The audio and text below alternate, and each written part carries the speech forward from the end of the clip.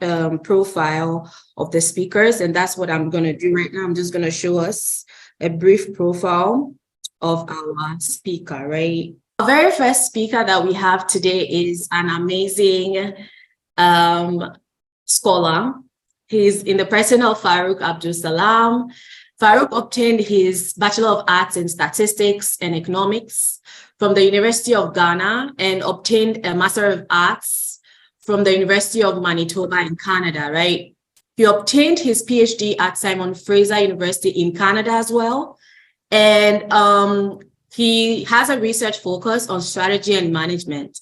He has exclusive and extensive experience in teaching, in programming, and volunteering. He's good in volunteering, and that's exactly what he's doing with us today. He has amassed a number of awards for to recognize his achievements, and he's going to be our first speaker today. I'm going to stop sharing right now and hand over my sharing abilities to our first speaker in the person of Abdul-Salam Farouk. So I'm just going to make you a co-host right now, and I'm going to unmute you. And Ramadan Mubarak, and thank you so much for gracing our webinar and sharing your bits with us, inshallah. Okay. Let me quickly see whether I can get the screen on. Just give me a second. I think it should be almost here. Yeah.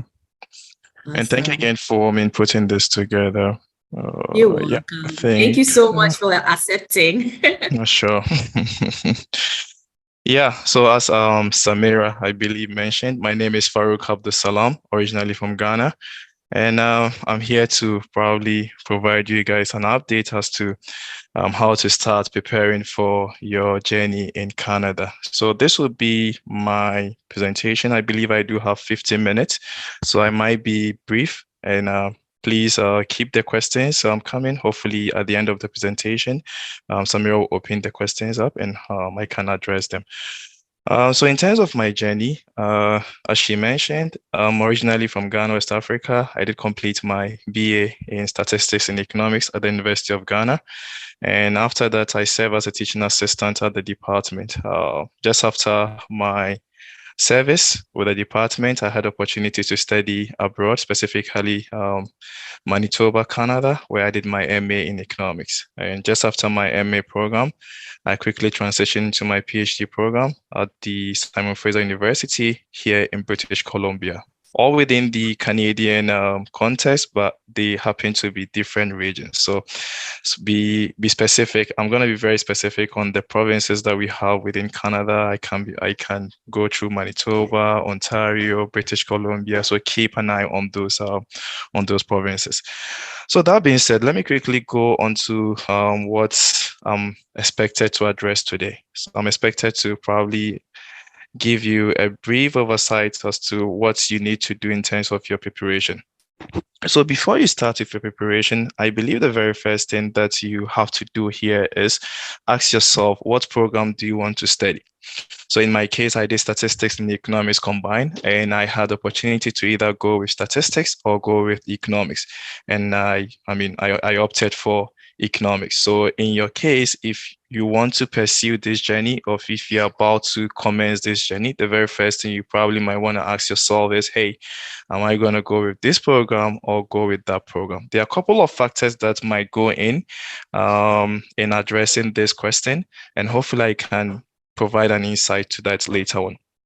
The second thing that you probably might want to ask yourself is, what are the key requirements needed for this particular school? So if, for instance, you're coming from a business setting, I know for sure some of the things that they will require you to have is a GRE or probably GMAT. Now you want to ask yourself, are you in the financial situation where you can go ahead and write a GMAT or GRE, or how expensive is this particular program?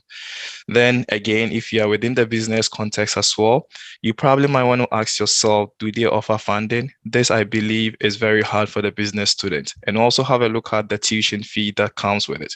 So that will be for the business-related courses. If you're in the sciences, I believe my colleague on the panel can equally speak to the science-related programs. But just to briefly mention on an aspect that has been quite restrictive for most of the students is, do you have a supervisor willing to supervise your program?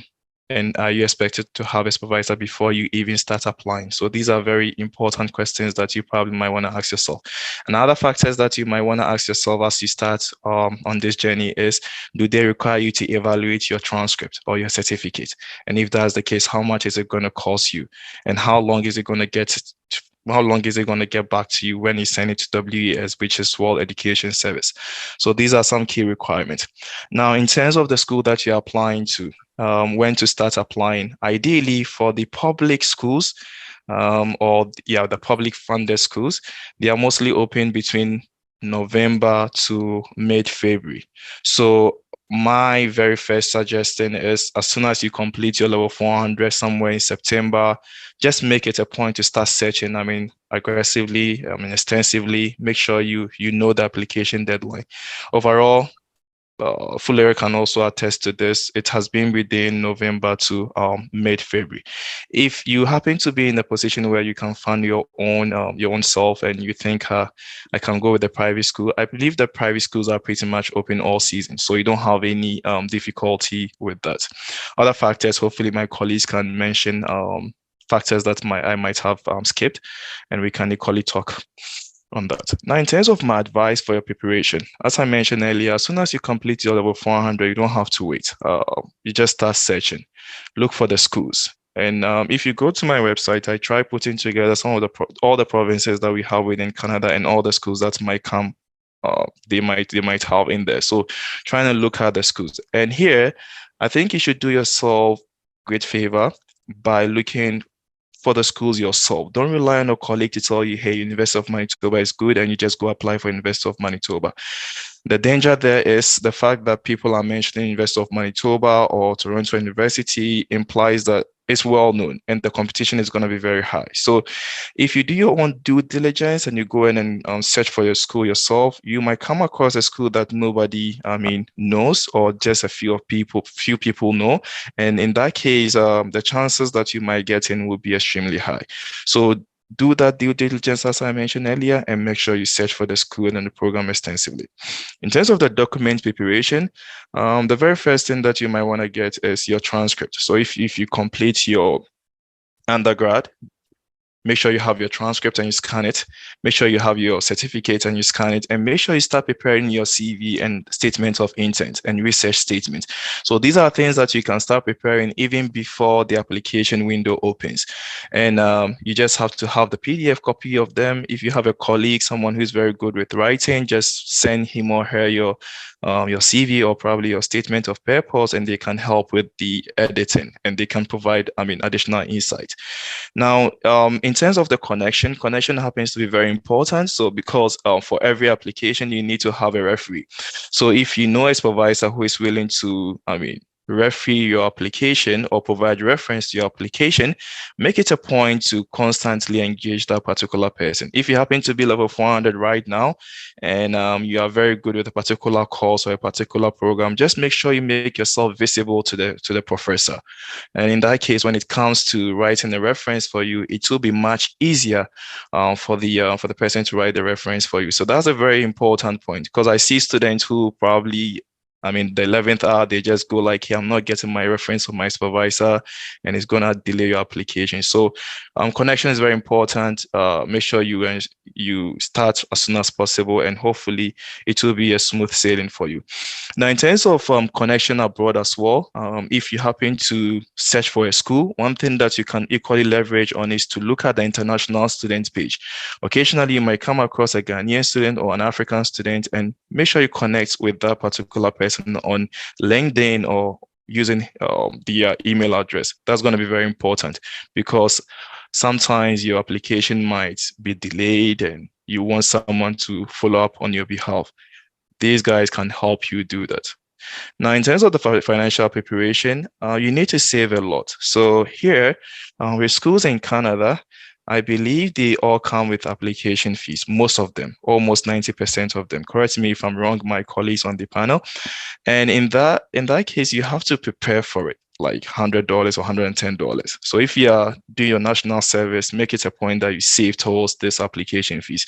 Also, the internet cost is going to cost you a lot, and make sure you have it, the printing, scanning of documentation, posting of the documentation to the respective schools. These are the things that you probably might want to keep an eye on and prepare for financially. Other factors, as I mentioned earlier, colleagues can equally bring it in. Samira, if you don't mind, let me quickly mention what we did 2 years ago. And I think that's where Fulera equally had her connection with us. And yeah, so back in 2021, when I completed my PhD and started work with Amazon as an economist, I made it a point to, allocate an aspect of my remuneration towards assisting African students. So the aim of the program was to provide financial assistance. So I understand that the application fee was very expensive for most of the students. So what we did was basically to say, hey, we're going to pay 50% of the application fee for you, which is somewhere around $50, and we're going to select 30 students. So the 30 students, we have 20 coming from all backgrounds and 10 specifically our female students who happen to be from a specific designation, and that was held by Fauzia.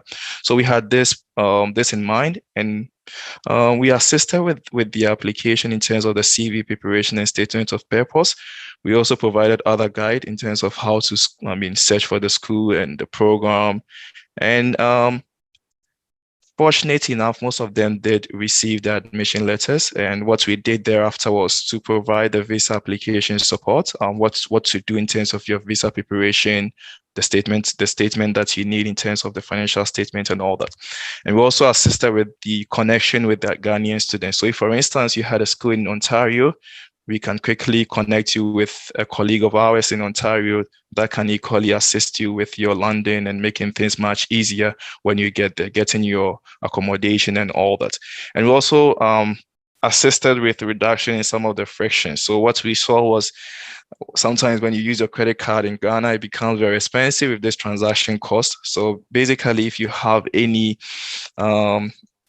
fee to pay, and it needs a credit card, you can equally get in touch with us. We can pay on your behalf, then you can send a mobile money back in Ghana to make things much easier. So that was the nature of the program, and I'm happy to say it was successful. For the past 2 years, we've been able to do a lot with our students in Africa.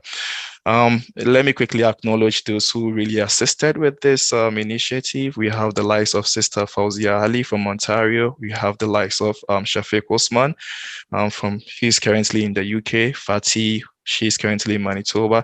And some of our past successful applicants, one of them happens to be Fulera, who is on the panel today, and she can equally speak to that as well. So again, thanks a lot, Samira, and that's all about it from my end. Thanks. Wow, I'm actually very excited for the caliber and the quality of information that is being shared right now. Remember, guys, that the question and answer session is going to be after all the speakers have spoken and presented. So please direct all your questions into the Q&A box, because we've designated amount of time to answer all your questions, right? So no questions in the chat, please direct all your questions to the Q&A chat box, right? The Q&A chat. I want to acknowledge the person who is also co-moderating with me today, Bulikis, all the way from Koforidua in Ghana. Thank you so much. Now I'll be giving the floor to our next speaker, who is in the